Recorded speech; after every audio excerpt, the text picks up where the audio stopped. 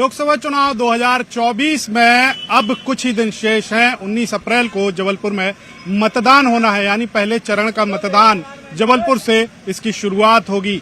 आज हम बात करेंगे शहर के उन यात्रियों से जो बस और ऑटो में सवारी करते हैं, अपने गंतव्य तक जाते हैं। उनसे जानेंगे कि उनकी क्या तकलीफें हैं, क्या अपेक्षाएं हैं, नई सरकार से वो क्या चाहते हैं और पुरानी सरकारों ने, पुराने सांसदों ने क्या काम किए। तो चलते हैं आज हम बस पर और बस के सफर के साथ लोगों से भी बात करेंगे। तरह तरह की बातें करते हैं, तमाम वादे करते हैं, जनता की उम्मीदों के लिए, उनके भविष्य को लेकर के तमाम बातें करते हैं, वादे करते हैं। लेकिन कितने वादों पर ये नेता खरे उतरते हैं, कितने वादे पूरे होते हैं, लोगों से जानने की कोशिश करेंगे। एक बार फिर से मैडम, चुनाव सामने है, 19 अप्रैल को वोटिंग होना है। अभी तक की जो सरकारें रही, जो भी सांसद रहे, उनसे उन्होंने कितना काम किया है, क्या लगता है? हुए हैं सर, कई काम हुए हैं। महिलाओं के लिए, गरीबों के लिए जो योजनाएं चल रही हैं उसमें सारे काम होते हैं। कितना काम किया है? पहले के जो सांसद थे उन्होंने कितना विकास कार्य किया और नए सांसद से क्या उम्मीद? ये रोडों के न सभी के काम तो सही हो रहे हैं। जहाँ शिवराज सिंह है तो बहनों के लिए सही करो है। क्या कहना चाहेंगे एज अ हाउस वाइफ, एक गृहिणी होने के नाते आपको कौन कौन सी योजनाएं ऐसी लगती हैं कि जो फिलहाल तो मेरे को एक ही योजना मिल रही है, पीएम मतलब जो किसान निधि योजना है, सिर्फ वो मिल रही है। किसान सम्मान निधि, हाँ वो मिल रही है। हाँ। अच्छा, महिलाओं के लिए सरकार बहुत सारे वादे करती है, बहुत सारी योजनाएं लगाई कि अगर बात करें लाडली बहना की, बच्चों के लिए स्कूल की शिक्षा के लेकर के आयुष्मान योजना है स्वास्थ्य से जुड़ी हुई, इन सभी योजनाओं को लेकर क्या कहना चाहिए?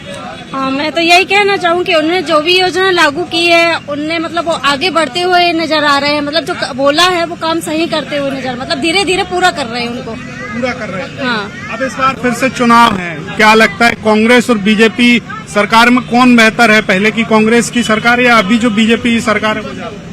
मुझे तो यही लगता है कि बीजेपी सरकार ही आएगी, क्योंकि मोदी जी की जो सादगी है, उनका जो काम करने का तरीका है, वो हमें बहुत पसंद है। वोट किस आधार पर करते हैं? जो प्रत्याशी है उसे देख करके या मोदी राहुल? प्रत्याशी उनको देख के नहीं, उनके काम करने का जो तरीका अभी तक जो वोट देते आए उस आधार पे जो उनकी पसंद है वो नरेंद्र मोदी है। यानी कहीं न कहीं मोदी जी का क्रेज वो लोगों के दिलो दिमाग पर छाया हुआ है और लोग आज भी बात करते हैं तो मोदी जी को ही बेहतर बताते हैं।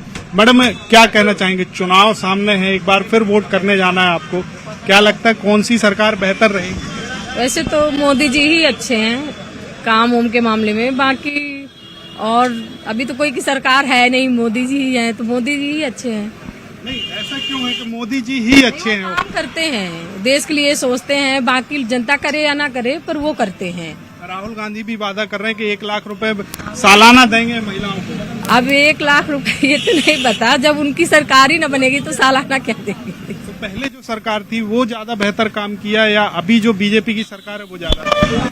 नहीं, बीजेपी की सरकार मतलब बहुत। यदि बात करें कि योजनाओं की बात करें तो ऐसी कौन सी योजनाएं आपको लगता है जो बहुत बेहतर हैं या जो देश के लिए और आम जनता के लिए बहुत अच्छी है?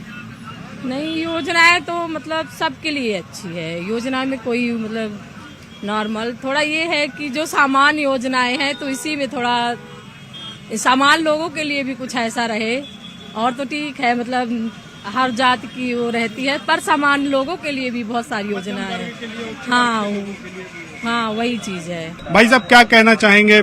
चुनाव सामने है, पुराने सांसद का कार्यकाल भी देखा, नए सांसद के लिए एक बार फिर से चुनाव हो रहा है, क्या लगता है आपको? चुनाव में तो इस बार लगता है कि जैसे मोदी जी ने अभी जबलपुर में रोड शो किया, रोड शो कंप्लीट हुआ, उससे देख के लगता है कि जनता का मतलब यही कहना चाहे कि मोदी सरकार तीसरी बार आ सकती है। और सीट शेयरिंग की बात करो तो बीजेपी भी कम से कम 400 सीट का तो नारा दिया है नहीं, तो कांग्रेस का महागठबंधन जो चल रहा पूरे भारत में, जो 8 पार्टियां मिलके मतलब बीजेपी को मतलब वो कर रही हैं, मतलब चुनौती दे रही हैं, तो उससे तो देख के लगता है कि मोदी जो तीसरी बार आएंगे वो। और तो मान लो केजरीवाल तो दिल्ली में से खुद जेल चला गया, उसकी तो मतलब रिहाई नहीं हो रही है, वो तो मतलब ईडी ने जानबूझ के फंसा दी, वो तो जेल ही गया है। अब वो चुनाव में तो निकलेगा नहीं, 15 दिन तो बीत गया लेकिन अभी कुछ मतलब सुनवाई नहीं हुई, जब वो गवाह ही नहीं है, वो बोला मेरा दोस्त कोई नहीं है, तो ईडी ने उसको धकेल। केजरीवाल की तो सरकार की साजिश है, बीजेपी की भी साजिश है।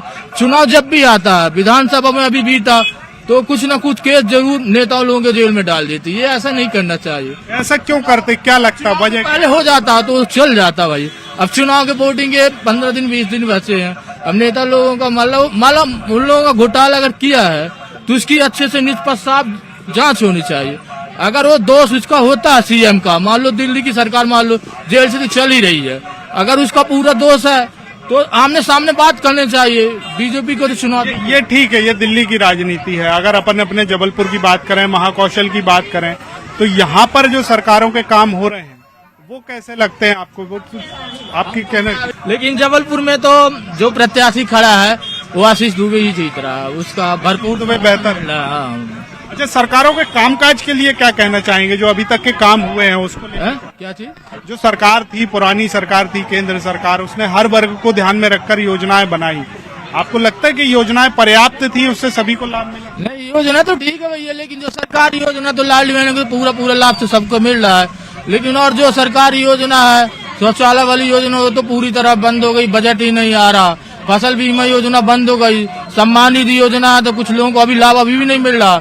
कुछ लोगों का रजिस्ट्रेशन ही नहीं है। हम लोग हमारे यहाँ कटनी गांव में, कटनी जिलों में अभी आज लोगों को लाभ नहीं मिल रहा, रजिस्ट्रेशन नहीं हुआ, फॉर्म भर के लोग परेशान हुए। हाँ, एक बात है, अभी जो नई योजना 1-2 साल में लॉन्च हुई उसका लाभ तो मिल रहा है सभी को, आवास योजना का लाभ मिल रहा है। और एक शब्द में कहें कि बीजेपी या कांग्रेस कौन बेहतर है?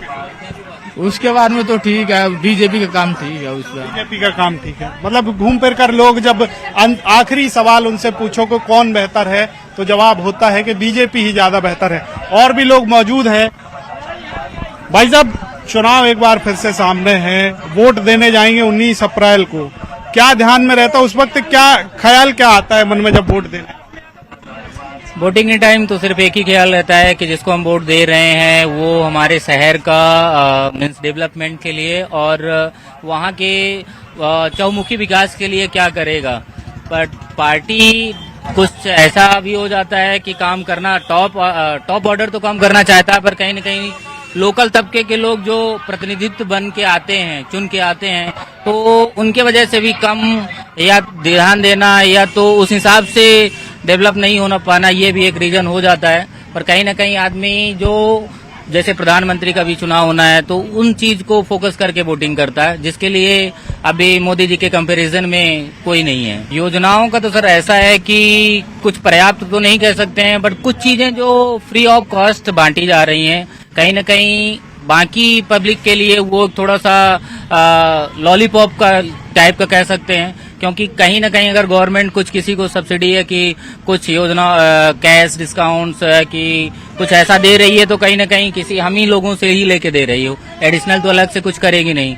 तो इस चीज पे भी होना चाहिए और साथ में पॉलिटिशियंस के लिए भी होना चाहिए कि अगर वो जीत के चुनाव आते हैं तो अपने क्षेत्र में रहें, सक्रिय रहें और लोगों की बातों को ध्यान से सुने और उस काम को करें।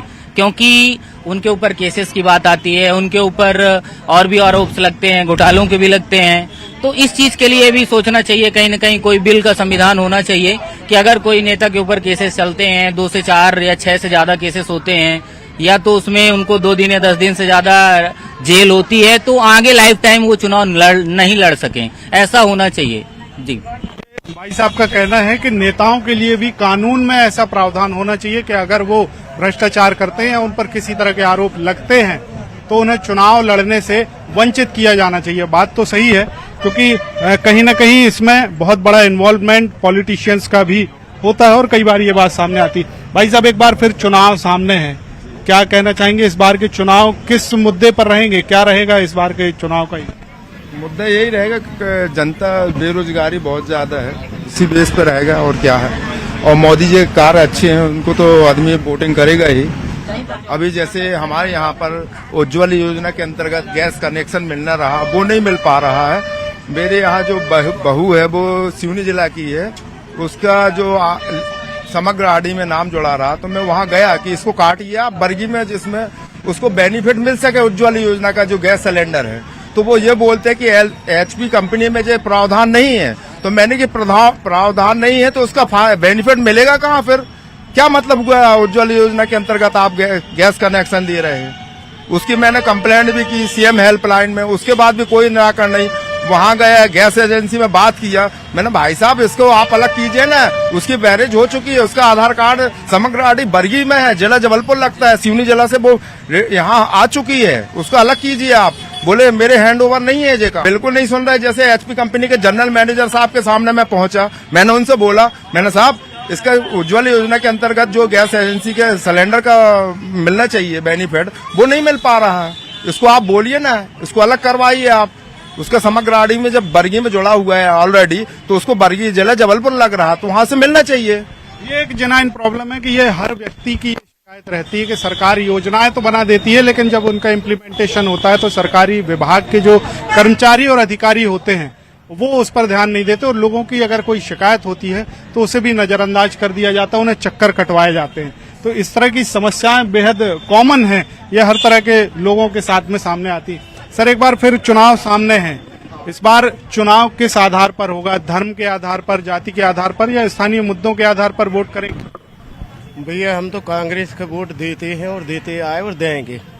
कोई खास वजह? कोई वजह नहीं, महंगाई ने प्राण ले ला यार, महंगाई ने प्राण ले ला। पढ़े लिखे लड़का फिर रहे हैं, कोई रोजगार नहीं मिल रहा, और कहीं जाओ तो जो छोटे कर्मचारी दबा देते हैं। बीजेपी से नाराजगी का आधार यही है कि बेरोजगारी है? बेरोजगारी है, हाँ। इसके लिए अच्छा, ये ठीक है, समस्या तो है, समाधान क्या लगता है आपको? अगर सरकार को सुझाव देना हो तो कौन सा सुझाव देगी? अब भैया कर्मचारियों के मन बढ़ाई करे रहे थे, सरकार सुनता ही नहीं है बिल्कुल। अब कहीं 1000 दे रहे, हमारे घरे खुद मिल रहे 1000, बिजली बिल 200 रुपया बिल आओ, तो जब से जब 1000 भय है 1400 बिल देने लगे। पहले बिजली का बिल कम आता था, पैसे नहीं मिलते थे सरकारी योजना के, अब सरकार पैसा दे रही है तो वो बिल में जा रहा है, बिल में वसूल कर लेते हैं। कोई चीज की बोलो तो वे सुनवे तैयार ही नहीं है, ऐसे तो चलिए हम आपकी बात पहुंचाएंगे। क्या क्या शिकायत है आपकी? आप परेशानी है कि भाई हम लोग मजदूरी करके खाते हैं, जो कछु काम मिलेगा वही काम कर, घर को खाना पीना को जो ही करा थे, आर्डर को काम कहीं आर्डर को कर लिए थे, कहीं है तो जे खाना बनाने का, कहीं झाड़ू का, कहीं जे अपने घर रोज कहीं जो मिल गए वही कर लिए थे। यही है हम लोगों का। और लाडली बहना योजना में भी हम लोगों के फॉर्म भरे, फिर बाद में पैसा भी नहीं आए वो में। गाँव के लिए सरकार ने बहुत सारी योजनाएं लाए हैं शिक्षा को लेकर के। प्रदेश सरकार भी बच्चों को बाहर भेज रही, पढ़ाने खर्चा सरकार उठाती, सरकारी स्कूलों में ढेर सारी योजनाएं हैं। आप टीचर तो नहीं पढ़ाते हैं ना, टीचर आते हैं सरकारी वाले, वो दमाग नहीं बैठे रहते हैं ऑफिस में, अपना पढ़ाने ही नहीं आते हैं क्लास में।